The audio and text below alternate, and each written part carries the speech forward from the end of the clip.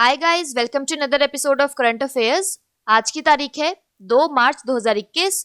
हमारे दो चैनल्स हैं, पिनाकल और फ्रंटियर आईएएस, और अगर अभी तक आपने इन चैनल्स को सब्सक्राइब नहीं किया है तो सब्सक्राइब करना बिल्कुल ना भूलिएगा। साथ ही साथ इस बेल आइकन को जरूर प्रेस करना है ताकि हमारी आने वाली हर वीडियो की नोटिफिकेशन आपको मिल सके। हमारी दो वेबसाइट्स हैं, sscglpinacle.com और baljeedhaka.com। इन दोनों को विजिट करना बिल्कुल ना भूलिएगा। और ये सेशन दोनों चैनल्स पर सुबह 4 बजे अवेलेबल हो जाता है। साथ ही साथ for daily videos, PDF and monthly magazine आप हमारे टेलीग्राम हैंडल्स फ्रंटियर आईएएस और एसएससीजीएल पिनाकल ऑनलाइन को ज्वाइन जरूर करें। स्टार्ट करेंगे प्रीवियस क्विज के साथ। मैंने आपसे पहला क्वेश्चन पूछा था कि किस राज्य के उप मुख्यमंत्री को table tennis federation of India के अध्यक्ष के रूप में फिर से चुना गया है, तो इसका सही जवाब था हरियाणा। और आपसे दूसरा क्वेश्चन पूछा था कि विश्व स्तर पर शून्य भेदभाव दिवस कब मनाया जाता है, तो इसका सही जवाब था 1 मार्च। स्टार्ट करेंगे फर्स्ट क्वेश्चन। देखो आज के सेशन का, भारतीय वायुसेना आईएएफ के प्रमुख आरकेएस भदौरिया ने किस देश को एलियट 3 हेलीकॉप्टर उपहार में दिया है, तो इसका सही जवाब है ऑप्शन नंबर बी, बांग्लादेश। तो 1971 के युद्ध में पाकिस्तान को हराने के 50 साल पूरे होने पर भारतीय वायुसेना आईएएफ के प्रमुख आरकेएस भदौरिया ने बांग्लादेश की वायुसेना को एक विंटेज एलियट 3 हेलीकॉप्टर उपहार में दिया है। और वापसी में बांग्लादेश एयरफोर्स ने भारत को F-86 साबर एयरक्राफ्ट दिया है। यहाँ तस्वीर में देखिए, इन विरासत एयरक्राफ्ट को म्यूजियम में रखा जाएगा। यहाँ पर एक क्विक रिवीजन की बात करें तो किस देश के सर्वोच्च न्यायालय ने भारत द्वारा विकसित AI आधारित अनुवाद सॉफ्टवेयर अमर भाषा लॉन्च किया है, तो इसका सही जवाब था बांग्लादेश। बात करें यहाँ पर बांग्लादेश की, तो इसकी कैपिटल है ढाका और करेंसी है बांग्लादेशी टका। नेक्स्ट क्वेश्चन देखो, सूचना और प्रसारण मंत्रालय ने किस आईआईटी के सहयोग से गेमिंग में उत्कृष्टता केंद्र यानी COE बनाने का निर्णय लिया है, तो इसका सही जवाब है option number B, IIT Bombay. तो सूचना और प्रसारण मंत्रालय ने IIT बॉम्बे के साथ मिलकर गेमिंग और अन्य संबंधित क्षेत्रों जैसे VFX और एनिमेशन में उत्कृष्टता केंद्र यानी सेंटर ऑफ एक्सीलेंस COE बनाने का निर्णय लिया है। भारतीय उत्कृष्टता केंद्र के माध्यम से अपना खेल ऐप बनाएगा जिन्हें भारतीय लोकाचार यानी इंडियन एथोस में निहित मूल्यों यानी इम्प्लिसिट वैल्यूज के लिए दुनिया भर में अपनाया जाएगा। बात करें यहाँ पर महाराष्ट्र की, तो इसके वर्ल्ड हेरिटेज साइट्स में आता है अजंता लोरा केव्स, एलिफेंटा केव्स और Victorian Gothic and art deco ensembles Mumbai. National parks में आता है Sanjay Gandhi national park, Gugamal national park और टोडोबा नेशनल पार्क। महाराष्ट्र की कैपिटल है मुंबई, गवर्नर है भगत सिंह कोश्यारी और चीफ मिनिस्टर है उद्धव ठाकरे।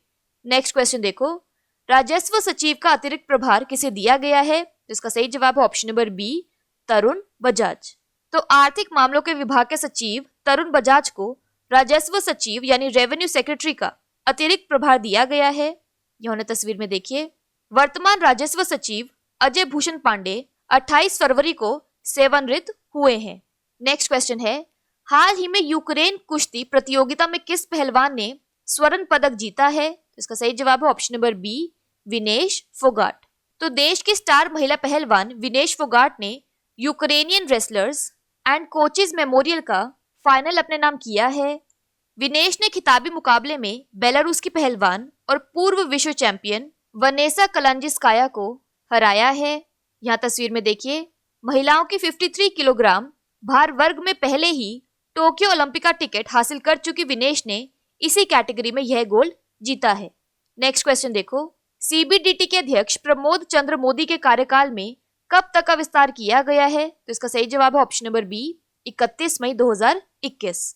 तो केंद्र ने केंद्रीय प्रत्यक्ष कर बोर्ड यानी central board of direct taxes CBDT के चेयरमैन प्रमोद चंद्र मोदी के कार्यकाल को 3 महीने के लिए बढ़ाकर यानी 31 मई 2021 तक कर दिया है।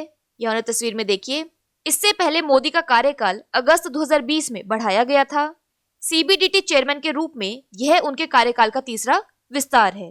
नेक्स्ट क्वेश्चन है, भारतीय महिला लीग 2020-21 की मेजबानी कौन सा राज्य करेगा, तो इसका सही जवाब है ऑप्शन नंबर सी, ओडिशा।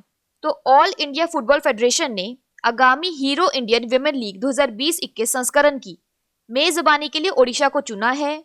इसके रिगार्डिंग जितनी भी डेट्स हैं उसकी डिक्लेरेशन जल्द ही की जाएगी। इसके अलावा भारत 2022 में AFC महिला एशियाई कप की मेजबानी करेगा, जिसके बाद भारत फीफा अंडर 17 महिला विश्व कप 2022 का आयोजन करेगा। बात करें यहाँ पर उड़ीसा की, तो इसके वर्ल्ड हेरिटेज साइट्स में आता है सन टेम्पल कोणार्क, डैम्स और रिवर्स में आता है हीराकुंड डैम महानदी और Indravati dam Indravati. National parks में आता है Bhitarkanika national park, Similipal national park. Famous lakes में आता है चिलिका लेक। ओडिशा की कैपिटल है भुवनेश्वर, गवर्नर है गणेशी लाल और चीफ मिनिस्टर है नवीन पटनायक। नेक्स्ट क्वेश्चन देखो, advantage India the story of Indian tennis नामक पुस्तक किसने लिखी है? तो इसका सही जवाब है option number B, Anindya Dutta. Anindya Dutta की नई पुस्तक advantage India the story of Indian tennis 1885 से सभी भारतीय लॉन टेनिस खिलाड़ियों को समर्पित है। 1885 में भारत ने लाहौर के जिमखाना क्लब में पंजाब लॉन टेनिस चैंपियनशिप का उद्घाटन किया था।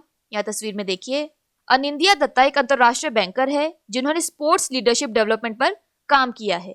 नेक्स्ट क्वेश्चन देखो, इटालियन प्रेसिडेंसी के तहत पहले G20 वित्त मंत्रियों और सेंट्रल बैंक गवर्नर की बैठक में भारत का प्रतिनिधित्व किसने किया है? तो इसका सही जवाब है option number B, Nirmala Sitharaman. तो भारत की फाइनेंस मिनिस्टर निर्मला सीतारमन 26 फरवरी 2021 को G20 सेंट्रल बैंक गवर्नर्स की बैठक में शामिल हुई। यह इटली की अध्यक्षता में होने वाली पहली G20 सेंट्रल बैंक गवर्नर्स की पहली बैठक थी। इस बैठक के दौरान वित्त मंत्री ने अपने G20 समकक्षों के साथ कोविड-19 महामारी और दुनिया के सबसे बड़े टीकाकरण अभियान के संबंध में भारत की नीति प्रतिक्रिया पर प्रकाश डाला। नेक्स्ट क्वेश्चन है, किस भारतीय मुक्केबाज ने सोफिया बुल्गारिया में 72वें स्ट्रैंड्जा मेमोरियल टूर्नामेंट में रजत पदक जीता है? तो इसका सही जवाब है option number B, Deepak Kumar. तो दीपक कुमार 52 kg ने सोफिया बुल्गारिया में 72वें स्ट्रैंड्जा मेमोरियल टूर्नामेंट में रजत पदक जीता है।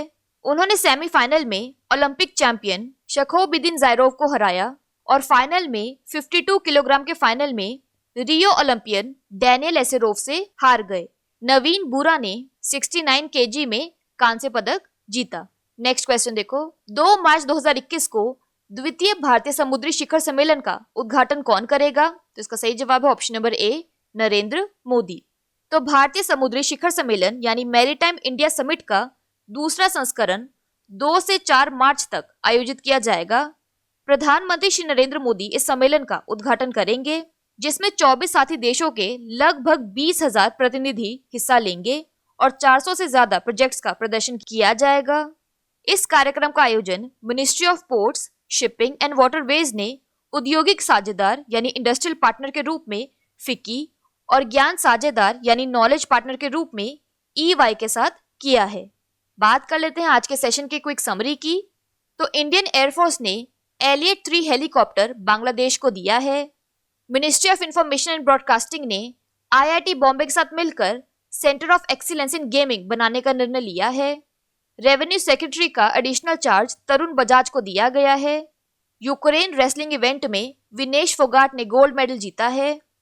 CBDT चेयरमैन प्रमोद चंद्र मोदी का कार्यकाल 31 मई 2021 तक एक्सटेंड कर दिया गया है।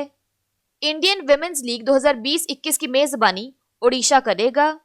Advantage India the story of Indian tennis book Anindya Dutta ने लिखी है।